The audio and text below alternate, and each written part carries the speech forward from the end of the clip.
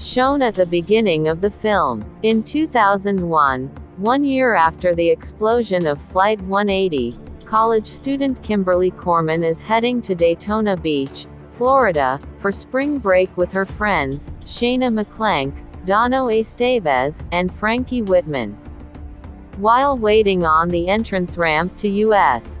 Route 23, she has a premonition of a deadly pile-up caused by a logging truck.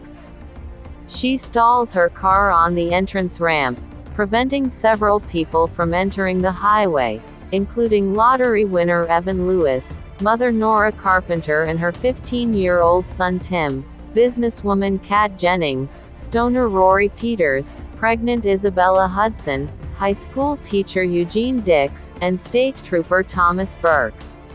While Burke questions Kimberly, the pile-up occurs, but Shayna, Dano, and Frankie are killed by a car carrier after Burke saves Kimberly at the last second. After the survivors are questioned at the police station, Evan is fatally impaled by a fire escape ladder while attempting to escape from a fire in his apartment. Aware of death's presence, Kimberly seeks help from Clear Rivers, the last survivor of Flight 180 who committed herself to a psychiatric ward for protection after Alex Browning was killed by a falling brick. When Kimberly informs Clear that Evan was the first of the highway survivors to die, unlike in her premonition, Clear realizes that the survivors are dying in reverse order. Meanwhile, Tim is crushed by a windowpane while leaving the dentist with his mother. Clear decides to help and introduces Kimberly and Burke to William Bloodworth, who tells them that only new life can defeat death. Believing that the birth of Isabella's baby would disrupt Death's plan, Burke sends fellow Marshal Steve Adams to take her into custody while he gathers the other survivors in his apartment. When Nora decides to leave, a chain of accidents results in her head becoming trapped in an elevator, decapitating her.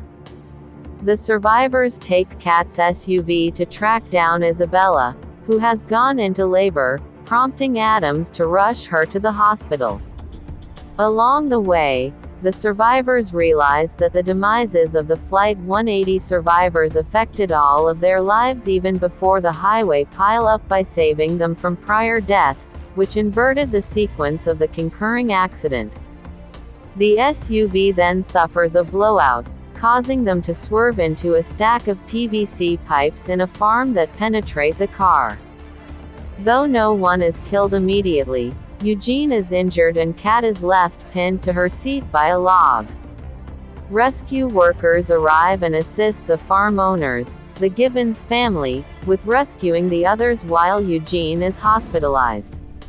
Using the jaws of life, Kat's rescuer accidentally activates her airbag, causing her head to be impaled on a pipe protruding from her headrest. Her cigarette falls onto a gasoline leak from a news van that explodes, launching a barbed wire fence into the air that dismembers Rory. Guided by a vision of a doctor named Kalarjian who Kimberly believes will euthanize Isabella, she, Clear, and Burke rush to a hospital to save her, but while Isabella and her baby are safe, Kimberly sees through her premonition that Isabella was never meant to die in the pile-up at all. At the same time, an explosion from an oxygen leak in Eugene's ward kills both him and Clear. Kimberly realizes that the vision from the hospital was hers, deducing from an article of a survivor creating new life to defeat death.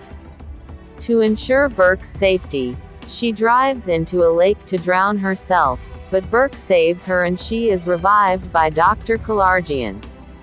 Malfunctioning barbecue grill. Later, Kimberly and Burke have a picnic with the Gibbons and Kimberly's father. The Gibbons explain that their son Brian was nearly hit by a news van on the day of the accident, but Rory saved him. As Kimberly and Burke realize the implications, Brian is suddenly killed in an explosion caused by a malfunctioning barbecue grill. The film ends with this scene.